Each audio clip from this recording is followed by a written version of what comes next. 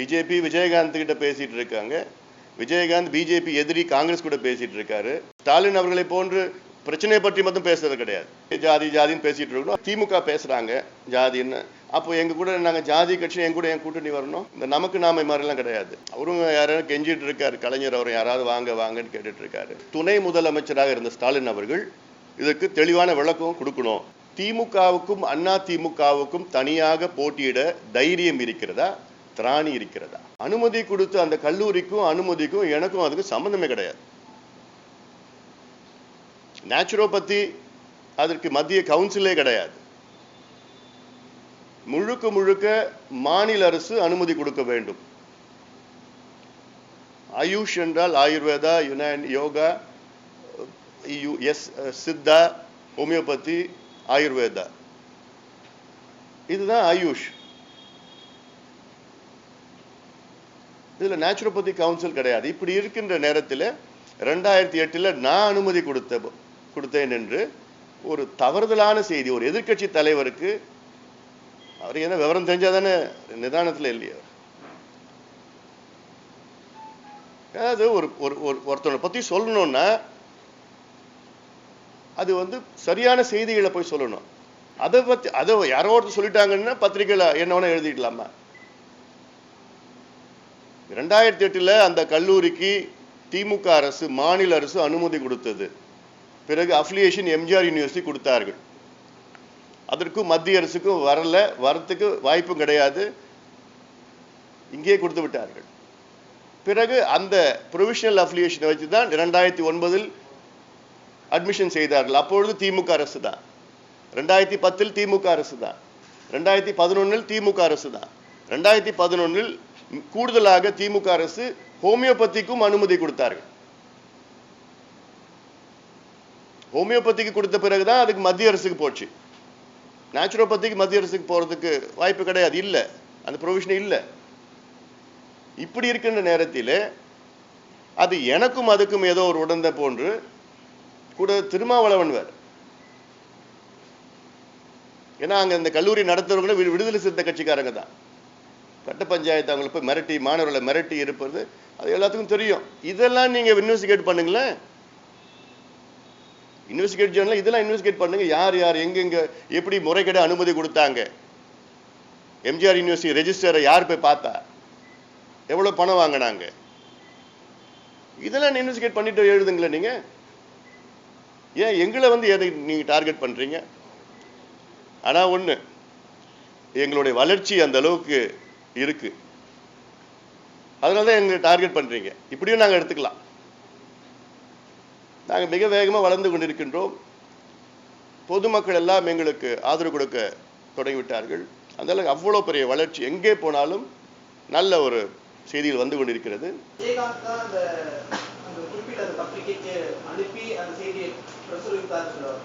அதுக்கு அதில் வந்திருக்கு, அந்த பத்திரிகை செய்தி வந்திருக்கு.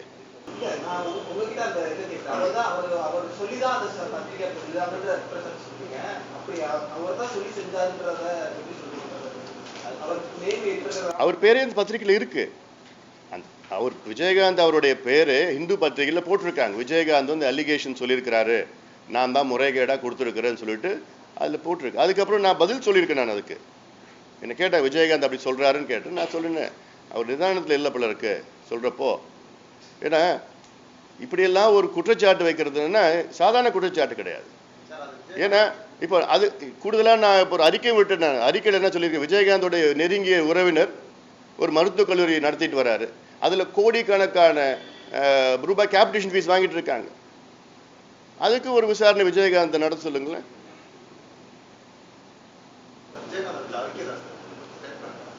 ஸ்டேட்மெண்ட்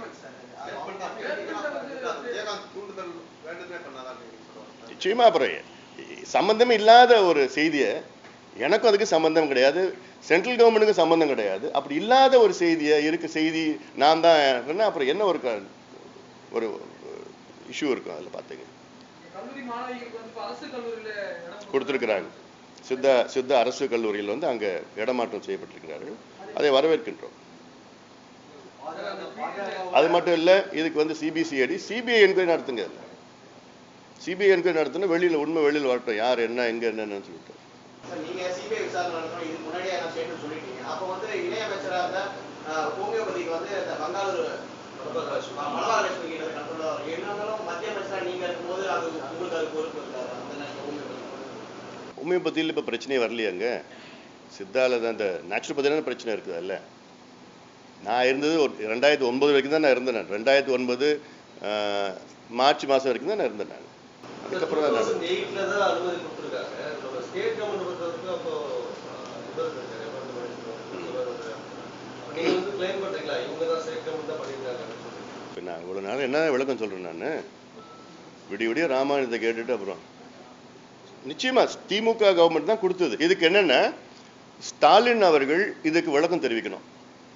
அன்று துணை முதலமைச்சராக இருந்த ஸ்டாலின் அவர்கள் இதுக்கு தெளிவான விளக்கம் கொடுக்கணும்.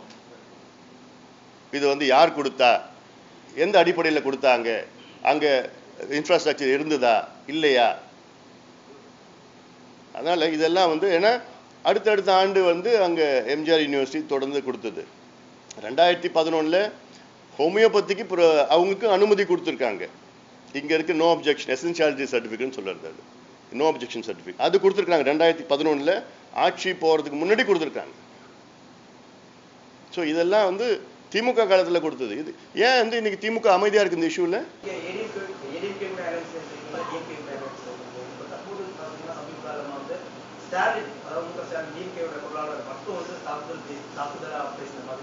யார் பேசுறது? நீங்க எது பேசினாலும் அவரு அழைக்க தயாரா, அவர்கிட்ட கேக்குறீங்க விவாதிக்க தயாரா அப்படின்னு சொல்லிட்டு நீங்க ஓபன் ஸ்டேட்மென்ட் கொடுத்தீங்க. இது நீங்க அவரை போட்டின்னு நினைக்கிறீங்களா? நிச்சயமா கிடையாதுங்க. நான் கேட்கறது ஏன்னா அவர் வந்து ஸ்டேட்மெண்ட் வெளியிடுறாரு. இப்போ ஸ்டாலின் சொல்றாரு நாங்க மதுவை ஒழிப்போம் சொல்றாரு. ஏன் 4 ஆண்டுகளுக்கு முன்பு ஒழித்திருக்கலாமே? 4 ஆண்டுகளுக்கு முன்பு ஸ்டாலின் தானே துணை முதலமைச்சர். அப்போ அவர் தான் நிழல் முதலமைச்சர். அப்போ ஏன் செய்யல? இப்போ ஸ்டாலின் வந்து இளைஞரை சந்தித்து ஐயோ தம்பி உனக்கு வேலை இல்லையா அப்படின்னு கேட்கிறாரு. ஏன் 4 வருஷத்துக்கு முன்னாடி என்ன செஞ்சாரு? 40 வருஷமா என்ன செஞ்சாரு? இப்போ இன்னைக்கு எம்ப்ளாய்மெண்ட் எக்ஸ்சேஞ்சில் 84 லட்சம் பேர் வேலை இல்லாம இருக்கிறாங்க, பதிவு பண்ணியிருக்காங்க. 4 ஆண்டுகளுக்கு முன்பு அது 69 லட்சம் பேர் பதிவு செஞ்சிருக்காங்க. ஏன் அப்போ 69 லட்சம் பேருக்கு ஏன் வேலை கொடுக்கல இவரு? அப்போ தெரியாதாமா? அப்போ நடந்தது தெரியாதாமா? இல்லை மீத்தேன் திட்டத்தில் தெரியாதாமா கையெழுத்து போட்டேன் எனக்கு தெரியலன்னு அப்படி சொல்லுவார், எல்லாத்துக்கும் சொல்லுவார் அவரு. அதனால தான் நாங்கள் கேள்வி கேட்குறோம். அவருக்கு அதெல்லாம் சொல்ல தகுதி இல்லைன்னு தான் சொல்லிட்டு இருக்கோம். ஏன் நீங்க கடந்த காலத்தில் செய்யல, இப்போ நீங்க செய்வேன்னு எப்படி சொல்றீங்க? உங்களை எப்படி நம்பலாம்?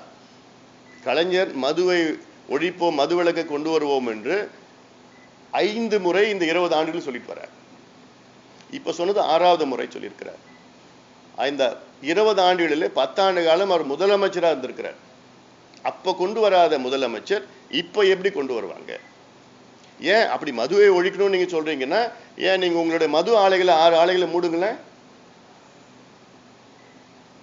ஏன்னா இன்னைக்கு 1,90,000 கோடி ரூபாய் மதுவால் வருவாய் கடந்த 5 ஆண்டு காலத்தில் வந்தது. அதுல 1,20,000 கோடி வந்து பாத்தீங்கன்னா அரசுக்கு போச்சு. அந்த பணம் 70,000 கோடி மது ஆலைகளுக்கு போச்சு. அதுல 12 ஆலைகள் 6 ஆலைகள் திமுகவை சார்ந்த ஆலைகள். ஏன் அதை முதல்ல மூடிட்டு போங்களேன். உங்களுக்கு முதல்ல மக்களை பத்தி அக்கறை இருந்ததுன்னா, ஸ்டாலினுக்கு மக்களை பத்தி உண்மையா கவலைப்படுறாருன்னா, ஐயோ மதுவால பாதிப்புன்னா உங்களை சார்ந்த 6 மது ஆலைகளை மூடுங்களேன், இன்னைக்கே மூடுங்களேன். அதுக்காக தான் நாங்க ஸ்டாலின் கிட்ட சொல்லிட்டு வரோம். அதனால தான் சொல்லிட்டு ஸ்டாலின் அவர்களே வாங்க விவாதம் பண்ணுவோம், நீங்க பேசுங்க, நான் பேசுறேன், லைவ் டெலிகாஸ்ட்ல மக்கள் பார்க்கட்டும். இது எனக்கும் ஸ்டாலினுக்கும் தனிப்பட்ட என்னோட ஸ்டாலின் என்னுடைய நண்பர். அதனால அரசியல் வேற, நட்பு வேற. தனிப்பட்ட முறையில் நிச்சயமா அவருக்கும் எனக்கும் எந்த பிரச்சனையும் கிடையாது. அவர் சொல்ற செய்திகள் அதுல என்னன்னு பாத்தீங்கன்னா, நாங்க சொல்றதெல்லாம் அவர் ரிப்பீட் பண்ணிட்டு இருக்காரு, காப்பி அடிச்சிட்டு இருக்காரு. மதுவை ஒழிப்போம் நாங்க சொல்றோம், நாங்க 30 வருஷமா சொல்லிட்டு வரோம். அவர் திடீர்னு நாங்க மதுவை ஒழிப்போம், அப்புறம் முதல் நாள் முதல் கையெழுத்து நாங்க போடுவோம், நாம் போஸ்டர் அடிச்சு ஒட்டிட்டோம். அவர் சொல்றாரு முதல் நாள் முதல் கையெழுத்து போடுவோம், நாங்க லோக் ஆயுக்தா சட்டத்தை கொண்டு வருவோம்னு நான் 1 வருஷமா சொல்லிட்டு வரேன். நான் இப்போ திடீர்னு நாங்களும் லோக் ஆயோக்த சட்டம் கொண்டு வருவோம். ஏன் 4 வருஷத்துக்கு முன்னாடி கொண்டு வர வேண்டியது தானே? Right to public services act சொல்றோம், சேவை உரிமை சட்டத்தை கொண்டு வருவோம் நாங்கள் சொல்றோம். அவரும் சொல்ற நாங்களும் கொண்டு வருவோம்னு சொல்லிட்டு இருக்காரு.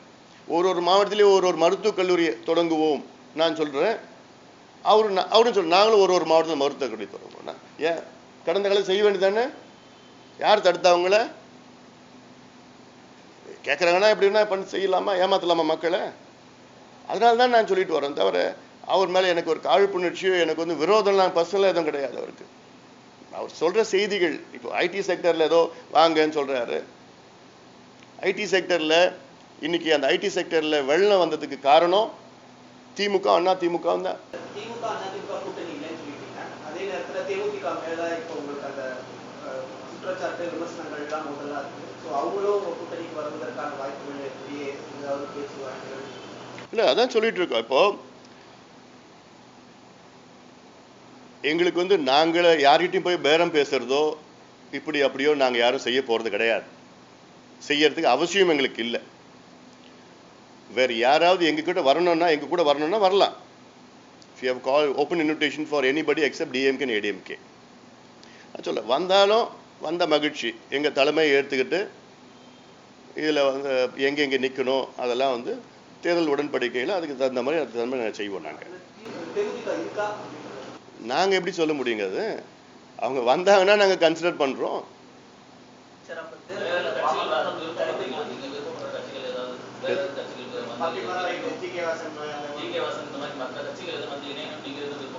நிச்சயமா சொல்றது வந்து பாத்தீங்கன்னா இந்த திமுக அண்ணா திமுக வேண்டாம் என்ற மனநிலையில் உள்ள கட்சிகள் எல்லாம் எங்களோட வரலாம்.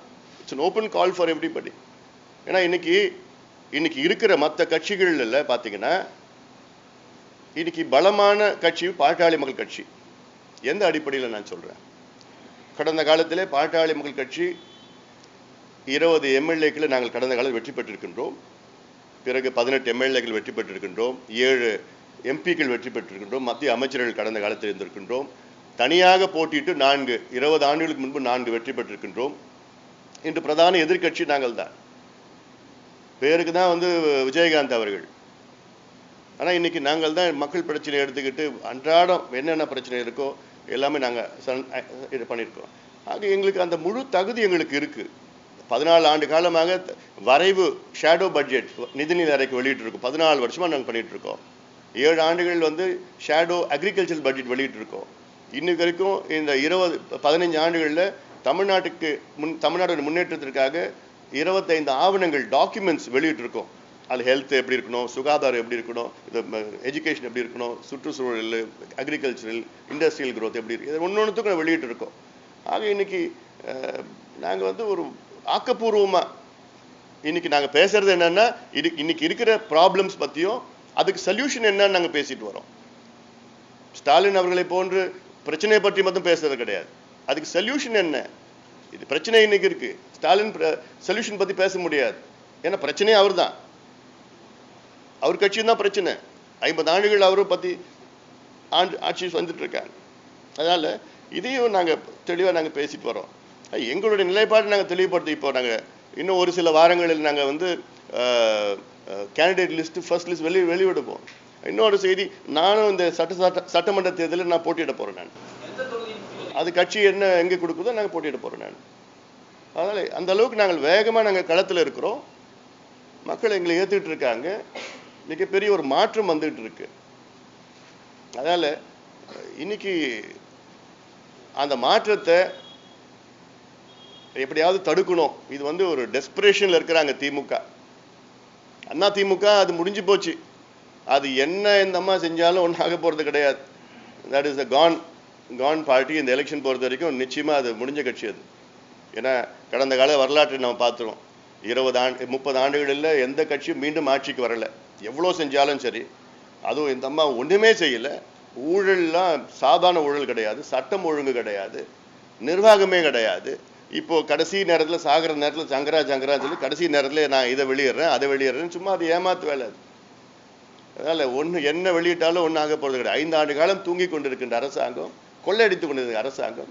இன்னைக்கு தமிழ்நாட்டில் பார்த்தீங்கன்னா 9,900 கொலைகள் நடந்திருக்கு. 5 வருஷத்துல 1 லட்சம் கொள்ளைகள் நடந்திருக்கு. ஒரு சட்டம் ஒழுங்கு எதுவுமே இல்லை. இந்த நேரத்தில் வந்து பார்த்தீங்கன்னா மக்கள் நிச்சயமாக ஒரு மாற்றத்தை, அந்த மாற்றம் அங்கே அந்த பக்கம் பார்த்தா ஒன்றுமே இல்லை. அவரும் யாராவது கெஞ்சிட்டு இருக்காரு, கலைஞர் அவர் யாராவது வாங்க வாங்கன்னு கேட்டுட்டு இருக்காரு. இவர் விஜயகாந்த் எல்லார்ட்டையும் பேரம் பேசிட்டு இருக்காரு. அன்னைக்கு அந்த ஒரு ஃபங்க்ஷனில் நான் பேசினேன். நான் பிஜேபி விஜயகாந்த் கிட்ட பேசிட்டு இருக்காங்க, விஜயகாந்த் பிஜேபி எதிரி காங்கிரஸ் கூட பேசிட்டு இருக்காரு, காங்கிரஸ் எதிரி கம்யூனிஸ்ட் கிட்ட பேசிட்டு இருக்காரு, கம்யூனிஸ்ட் எதிரி திமுக பேசிட்டு இருக்காரு, திமுக எதிரி மதிமுக. அப்போ அது கொள்கை இல்லையா? கொள்கையே இல்லையா உங்களுக்குலாம்? ஒரு நிலைப்பாடு இருக்கணும். மீட்டிங்கில் பேசுறாரு, என்னன்னு பேசுறாரு, நாங்கள் திமுக அண்ணா திமுக எதிர்க்கிறோன்னு பேசுறாரு. ஆனால் திமுக கூட பேரம் பேசிட்டு இருக்காருன்னா அது வந்து மக்கள் ஏமாத்துறது. அதெல்லாம் எப்போ பேசணும் நீங்க சொல்லுங்களேன். அது பேரம் கிடையாது, அதில் அது பேச்சுவார்த்தை, தொகுதி உடன்படிக்கை பேச்சுவார்த்தை. பேரம் வேற, பேச்சுவார்த்தை வேற.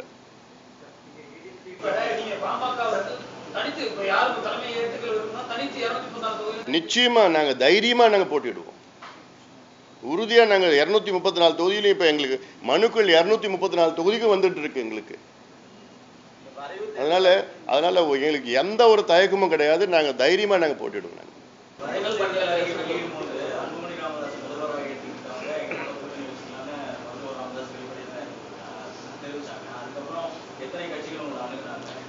அதாவது கட்சிகள் தமிழ்நாட்டில் நிலைப்பாடு எப்போ எடுப்பாங்கன்னா தேர்தல் அறிவித்த பிறகு தான் எடுப்பாங்க. தேர்தல் அறிவிக்கல, இன்னும் தேர்தல் அறிவிக்கிறது எப்படியோ இன்னும் 2-3 வாரம் ஆகும். அதன் பிறகு தான் இவங்க அங்கே போவாங்களா, இங்கே போவாங்களா, வருவாங்களா, போவாங்களா. நாங்கள் யாரையும் அணுகலை. அவங்க வந்தாங்கன்னா நாங்கள் பேசுவோம், அவ்வளோ. நாங்களே யாரையும் இப்போ ஒவ்வொருட்டா நாங்கள் போயிட்டு இங்கே வாங்க நாங்கள் எதுவும் பேசலை, பேசவும் போகிறது கிடையாது. கடந்த காலத்தில் நாங்கள் திட்டங்கள் கொண்டு வந்திருக்கோம். 108 ஆம்புலன்ஸ் திட்டம், அது எந்த ஜாதிக்கும் கொண்டு வரல, இந்தியாவுக்கு கொண்டு வந்திருக்கிறோம். பொது இடத்துல புகைப்பிடிக்கக்கூடாதுன்னு சட்டத்தை கொண்டு வந்திருக்கோம். அது இந்தியாவுக்கு முழுக்க ஏதோ ஜாதிக்காக செய்யலை. அதெல்லாம் நேஷனல் ரூரல் ஹெல்த் மிஷன்லையோ இங்கே சமச்சீர் கல்விக்காகவோ போராட்டங்கள் செய்த குடன்குளம் எதிர்த்து அதெல்லாம் எதுவும் இல்லை. மக்களுக்காக, பொதுமக்களுக்காக நான் செஞ்சுட்டு வரேன். அது இந்த கேள்வி வந்து என்னன்னா, இதில் எங்களை அந்த வட்டத்தில் வைக்கணும்னு திமுக அண்ணா திமுகவுடைய திட்டம், எண்ணம். அது பேசுறதுனால இப்படி ஜாதின்னு பேசிட்டு இருக்கணும், அது எங்களை வளர்ச்சியை தடுக்கணும். அவங்களுடைய ஸ்ட்ராட்டஜி, அது எலெக்ஷன் ஸ்ட்ராட்டஜி. ஏன்னா இல்லை இப்போ என்னன்னா, இல்லை இதுக்கு முன்னாடி திமுக பேசுறாங்க ஜாதின்னு. அப்போ எங்க கூட நாங்கள் ஜாதி கட்சி என் கூட என் கூட்டணி வரணும். அண்ணா திமுக பேசுறாங்கன்னா எங்க கூட ஏன் வரணும் அதுக்கு முன்னாடி கூட்டணிக்கு? கம்யூனிஸ்ட் பேசுறாங்கன்னா கம்யூனிஸ்ட் என் கூட கூட்டணிக்கு வந்தாங்க. அப்போ தெரியலமா ஜாதி கட்சின்னு? இப்போதான் தெரியுதாம்மா? மற்ற கட்சிகள் எல்லாம் இன்னைக்கு பேசுற கட்சிகள் வந்து அப்போ தெரியாதாம்மா? முத்தரசனுக்கு தெரியாதாம்மா? இப்போதான் திடீர்னு தெரிஞ்சிச்சாம்மா அவங்களுக்கு? பேசுறதுன்னா சொல்றேன் நான்.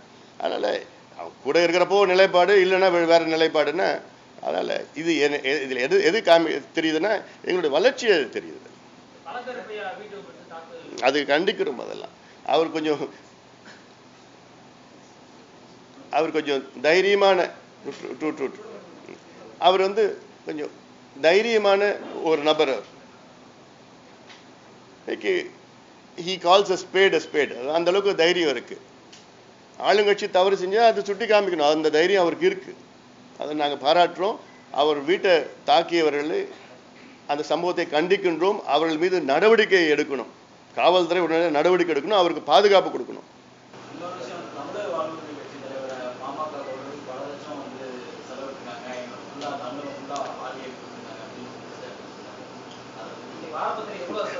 அதான் ஒரு ஜோக் ஆஃப் திஸ் இயர். அதுதான் எங்களுக்கு ஒரு வேலை இல்லையா? எங்களுக்கு எவ்வளோ வேலைகள் இருக்கு. இதை போய் வேலையை போய் அது இருக்கிற வேலையை மக்களை சந்திச்சுட்டு எலெக்ஷனுக்கு நாங்கள் போட்டுட்டு இருக்கோம். எங்களுக்கு ஒரு வேலை இல்லையா? அதெல்லாம்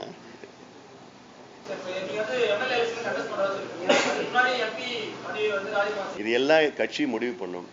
அந்த தகுந்த நேரத்தை தகுந்த நடவடிக்கை எடுக்கப்படும். கலைஞர் மாதிரி பதில் சொல்லிட்டேன்.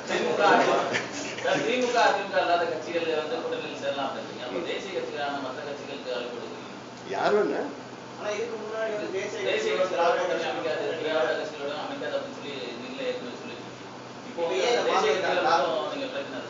இந்த சட்டமன்ற தேர்தலை பொறுத்தவரை இதில் தமிழ்நாட்டினுடைய 2 பெரிய துரோகம் செய்த கட்சிகள், தமிழ்நாட்டுக்கு துரோகம் செய்த கட்சிகள் கடந்த 50 ஆண்டுகள் திமுக, அண்ணா திமுக. இதை எதிர்ப்பதற்காக அனைவரும் ஒன்று சேர வேண்டும் என்கிற ஒரு நிலைப்பாடு. பிப்ரவரி மாதம் வெளியிட்டோம் இறுதி தேர்தல் அறிக்கை. கொஞ்சம் நிறைய இதில் இன்னொன்று, தஞ்சையில் ஜனவரி 7ஆம் தேதி தஞ்சாவூரில் விவசாய சங்கங்கள் 72 பேர் கூட நான் வந்து ஒரு ஒப்பந்தம் போட்டேன், உடன்படிக்கை, social contract with the farmers. எனக்கும் விவசாயிகளுக்கும் ஒரு உடன்படிக்கை என்னன்னா, ஆட்சிக்கு வந்து 2 ஆண்டு காலத்திற்குள் அத்துணை கோரிக்கைகளும் நிறைவேற்றுவேன் என்று அந்த உடன்படிக்கை. இல்லையே நான் பதவி விலகுவேன். இது வந்து எந்த கட்சியும் இதுவரை போட்டது கிடையாது. நாங்கள் போட்டிருக்கோம், ஆனால் அது வந்து உங்களுக்கு ஒரு செய்தியா இல்லை. அது அடுத்த நாள் ராமநாதபுரத்தில் மீனவர்கள் சங்கங்கள், அவர்களுக்கும் எனக்கும் ஒரு ஒப்பந்தம் போடப்பட்டிருக்கிறது. அடுத்தது கோயம்புத்தூரில் தொழில் முனைவோர் சங்கங்கள், அவங்களுக்கும் எனக்கும் ஒரு ஒப்பந்தம் போடப்பட்டிருக்கிறது. நான் கையெழுத்து போட்டு, அவங்களும் நானும் கையெழுத்து போட்டிருக்கேன். ஆட்சிக்கு வந்து அவங்க வெளிப்படையாக கேட்கலாம், கான்ட்ராக்ட் இருக்கு ஏன் செய்யலை. பிறகு அடுத்தது நெசவாளர்களுக்கும் எங்களுக்கும் அரசு ஊழியர்களுக்கும் இது பல்வேறு துறையெல்லாம் போட இருக்கின்றோம். ஆக இது ஒப்பந்தம் போட்டிருக்கும், சோஷியல் கான்ட்ராக்ட். இதெல்லாம் இது ஒரு வித்தியாசமான அணுகுமுறை, எங்களுடைய அணுகுமுறையாக இருக்கு. இது வந்து இந்த நமக்கு நாமை மாதிரிலாம் கிடையாது. அங்கேயே எல்லாம் திமுக ஆளுங்களை வச்சுக்கிட்டு, உள்ள பார்த்தா திமுக ஆளுங்களை வச்சுக்கிட்டு அவங்களுக்கு ஒரு கேள்வி கேட்டு பதில் எல்லாம் டியூட்டர் பண்ணி அதெல்லாம் சொல்றதுலாம் கிடையாது. இது உண்மையான ஒப்பந்தம். இதெல்லாம் தேர்தலுக்கு இன்னும் 2 மாதங்கள்.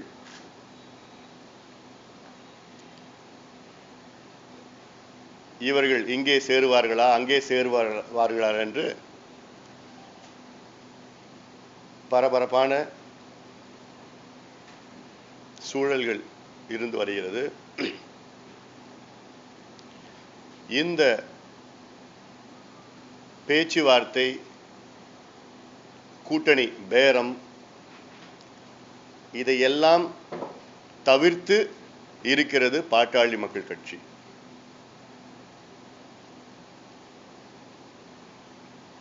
This is our conscious decision. எங்களை பொறுத்தவரை 2011 சட்டமன்ற தேர்தலுக்கு பிறகு இனி திமுக, அண்ணா திமுகவோடு நாங்கள் சேரமாட்டோம் என்று ஒரு தெளிவான முடிவை எடுத்தோம். இது 5 ஆண்டுகளுக்கு முன்பு. அந்த முடிவின் கீழ்தான் நாடாளுமன்ற தேர்தலை நாங்கள் அணுகினோம். அதன் பிறகு 2014 நவம்பர் மாதம் பாட்டாளி மக்கள் கட்சியினுடைய தலைமை பொதுக்குழு கூடி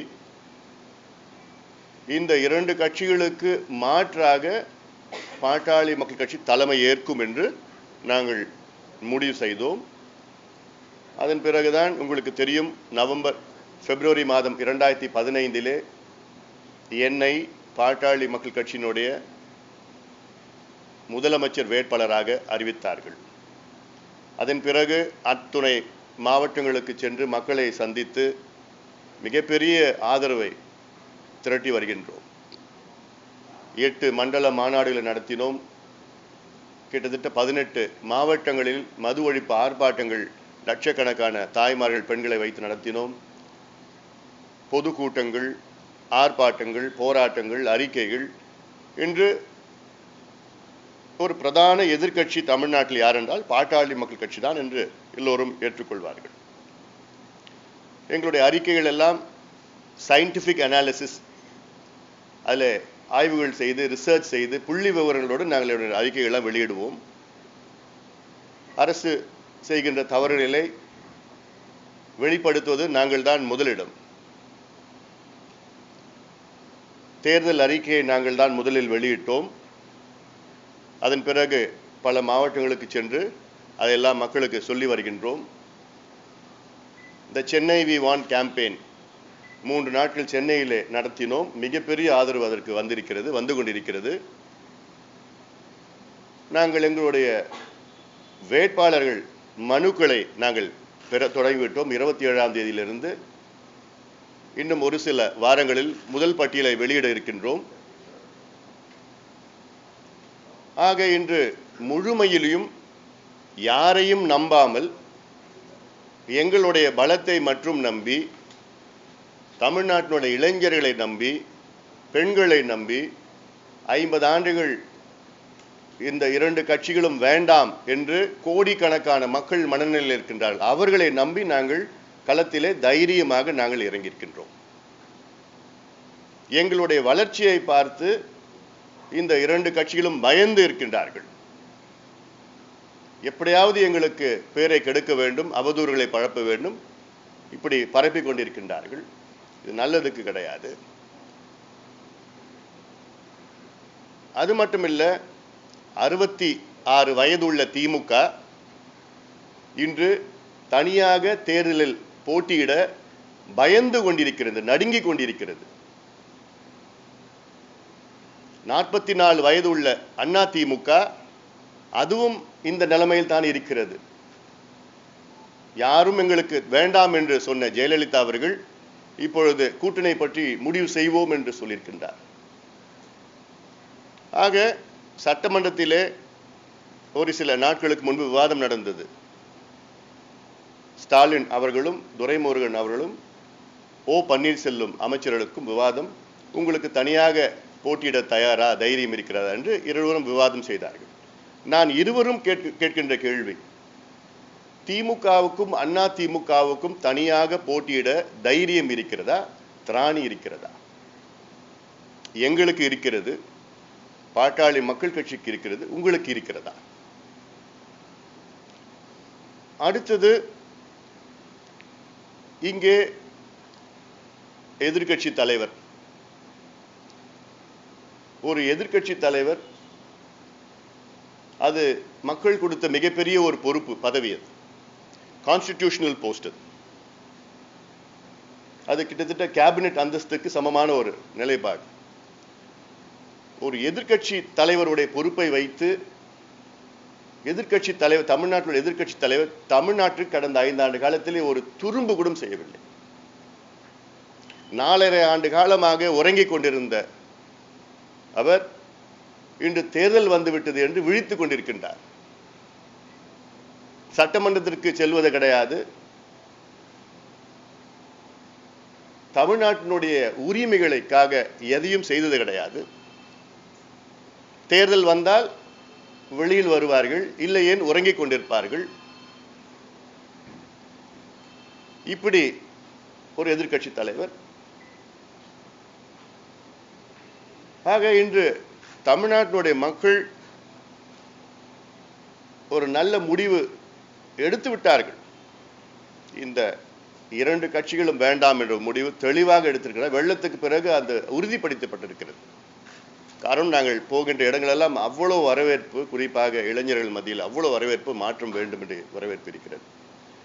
இந்த நிலைப்பாட்டிலே எங்களுக்கு தெளிவான நாங்கள் முடிவெடுத்திருக்கின்றோம். திமுக அண்ணா திமுகவை தவிர வேறு யார் வேண்டுமானாலும் எங்களுடன் வரலாம். வந்தால் மகிழ்ச்சி, வரவில்லை என்றால் மிக்க மகிழ்ச்சி. யாரையும் நம்பி நாங்கள் இந்த களத்தில் இறங்கவில்லை, எங்களுடைய பலத்தை நம்பி நாங்கள் இருக்கின்றோம். இன்று தமிழ்நாட்டில் உள்ள அரசியல் கட்சிகள் மத்தியிலே தன்னம்பிக்கை உள்ள ஒரே கட்சி பாட்டாளி மக்கள் கட்சி மட்டும்தான். எங்கள் மீது எங்களுக்கு நம்பிக்கை இருக்கிறது. இது திமுகவுக்கோ அண்ணா திமுகவுக்கோ விஜயகாந்த் அவர்களுக்கோ வைகோ அவர்களுக்கோ பிஜேபி அவர்களுக்கோ காங்கிரஸ் அவர்களுக்கோ யாருக்கும் கிடையாது. ஏன்னா இவர் அத்தனை பேரும் கூட்டணி பேரம் பேசிக் கொண்டிருக்கின்ற கட்சிகள். ஆனால் நாங்கள் அதை பற்றி எங்களுக்கு கவலையே கிடையாது. எங்கள் மீது எங்களுக்கு நம்பிக்கை, தன்னம்பிக்கை இருக்கிறது. இளைஞர்கள் மீது எங்களுக்கு நம்பிக்கை இருக்கிறது. பெண்கள் மீது, தாய்மார்கள் மீது மாற்றம் வேண்டும் என்று கோடிக்கணக்கான மக்கள் மீது அந்த நம்பிக்கையில தான் இந்த முடிவை நாங்கள் எடுத்து நாங்கள் களத்தில் இருக்கின்றோம். ஆக எங்களை பற்றி தேவையில்லாத அவதூறுகளை தயவு செய்து பரப்பாதீர்கள்.